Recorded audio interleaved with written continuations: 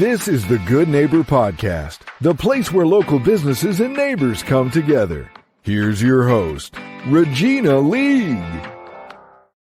Hello, everyone, and welcome to another episode of the Good Neighbor Podcast. My name is Regina, and I'm broadcasting here in South Charlotte, and my favorite thing to do is talk with local business owners. And today I'm excited to introduce Daniel Smith. He is the president of Smith Environmental Solutions here in Charlotte. Welcome, Daniel. Hello, how you doing? I am very well, thank you. So you and I met a few years ago, and I'm so excited to reconnect. I really love what you do. So first, let's start and tell us a little bit about yourself, your upbringing, and how you got into this industry. Okay. Well, thank you, Regina, for this opportunity. I really do appreciate it. I grew up on a farm in Williamsburg, Virginia. It is regarded of one of the oldest operational dairy farms in America. Sits on about 1,000 acres of land. And it's about a few miles, I would have to say, north or east of the Jamestown settlement.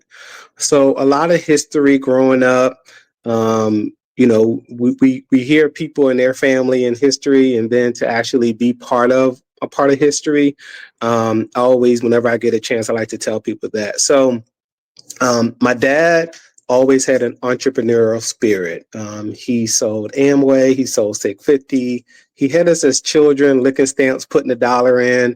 So entrepreneurship has always been part of my life, but I just didn't know what degree and what impact it was going to have on me.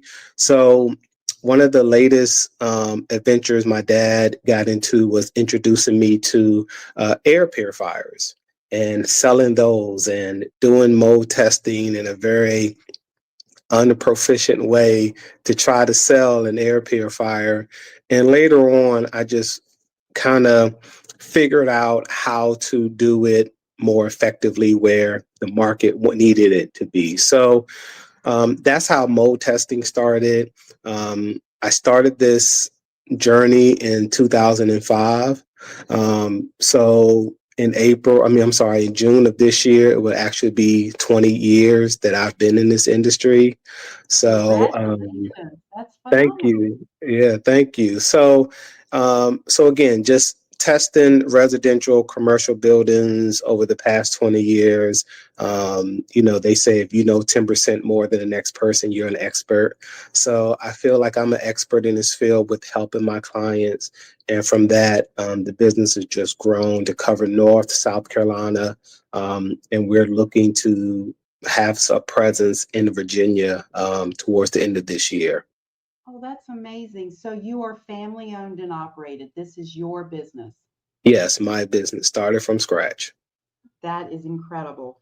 As a allergy sufferer, I've always wondered, how do you test a house for mold and all the things you are looking for to improve air quality? So one thing people need to understand is that hiring a professional that understands, and number one, to listen to the client, because you as the homeowner, the occupier of the environment, you're going to tell a story greater than the building. So say, for instance, you call me out, I come out to the home and you say, hey, every time I wake up, I'm having problems, but I don't experience it anywhere else. Then I know that my focus point is going to be in the room that you are experiencing the issue. So I'm going to try to look for things. People need to understand that mold is viewed in two ways. It's viewed from a growth standpoint that requires water, oxygen, and a food source.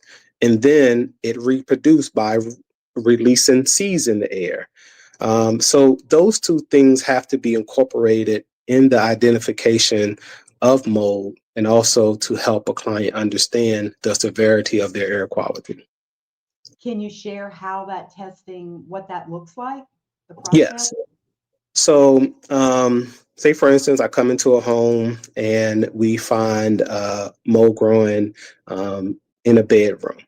and we noticed that it was a roof leak.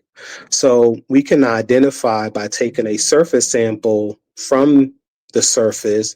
The lab would tell us what species it is, it is. Then we will take an air samples, and the goal is to try to see if that species has released spores in the air that the client is breathing. Because again, one test doesn't tell about the other test. So we try to incorporate both and let the client know, hey, there is mold growing. And two, this mold has released spores into the air. And then we write recommendations on, hey, you might want to get a roofer to come out here and take a look at it. Because you have to fix the water problem first before you actually start cleaning it up. Because if not, it's going to regrow. And then, we also sometimes will write a protocol for the restoration companies on how to clean it, not just the surface, but also how to clean the air. So, other than mold, what are some other things that you find that affect air quality? Some of the most common is household dust. Dust can be comprised of dead skin cells, hair follicles, insect feces, insects in general, pet dander, pollen, even to the degree of they call PM 25, which is particulate matter. Like when you cook and you see the steam coming off your food, that's actually not water. That is gases coming from the particular food. And that can have an impact on poor indoor air quality, amongst a lot of other things. But the most common is mold, radon, and then, sometimes we can test the dust for common allergens. If the client has been to a doctor and said, hey, the doctor said I'm allergic to this, then depending on what the environment looks like, we can take a sample for that. Yeah, I'm just thinking about my own house where I was suspicious. Does insurance ever cover any of the repair process or how you remedy this?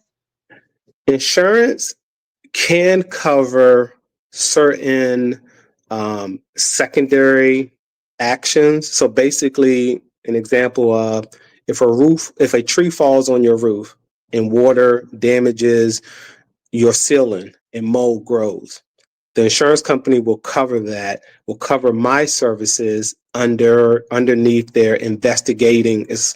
Insurance has line items. So homeowners need to say, hey, I want to have it investigated for mold. And 9 times out of 10, the insurance company will cover it if it's covered underneath that loss. But if you've been in the house for 10 years and 9 of those years you've noticed mold on your ceiling and you try to call the insurance company, they're going to come out and they're going to say, hey, this is negligence because it's been in your house for 9 years and we're not going to cover any of the testing, anything of that nature.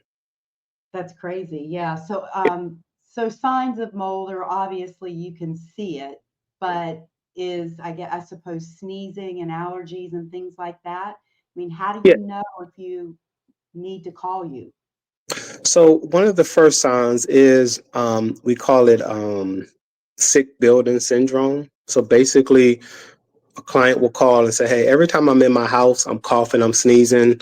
I don't know what it is. But when I go to my mom's house, I don't have these effects. The minute I come back into my house, I'm starting to feel these effects. So because mold spores are allergens, they create an allergenic reaction. So that just lets me know the first thing of you might need mold testing because again, you're not seeing the mold spores. And then again, if people are noticing a lot of dust on their surfaces, their ducts probably need to be cleaned. And we can inspect inside the duct systems to see if there's fungal growth and accumulated dust. And the things that we find inside of your actual duct systems will be surprising to a lot of people. I'm sure. Now, do you guys do the cleaning or do you turn that over to another company? We turn it over to another company. Okay. What we've tried to do in the past is turn it over without doing any kind of post inspection. But we've turned a new leaf to try to improve the quality of air. And, when people think about quality assurance, who is advocating for these clients? You're spending $800-900 and having these professionals do these type of work, and no one is checking behind it. And then you're suffering years and years or months afterwards. And what we try to do is try to offer that service to our clients, even though there's a cost associated to it. However, we feel that is very necessary, whether it's mold remediation, whether it's duct cleaning, any type of service that is trying to improve the indoor air quality. We always recommend what we call a PRV, a post remediation evaluation, and that just ensures that you have somebody working on your behalf to make sure that these services are done correctly. Well, that makes a lot of sense. And I guess it would also put your mind at ease. Are there any misconceptions when you talk with potential clients that you hear? All the time, all the time. The number one thing is the word black mold. And just want to let people know that majority of molds are black.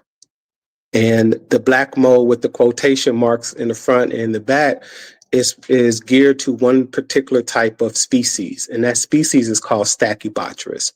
It has the potential of producing toxic spores, because what happens is that when mold grows and is very volatile when it comes to infiltration.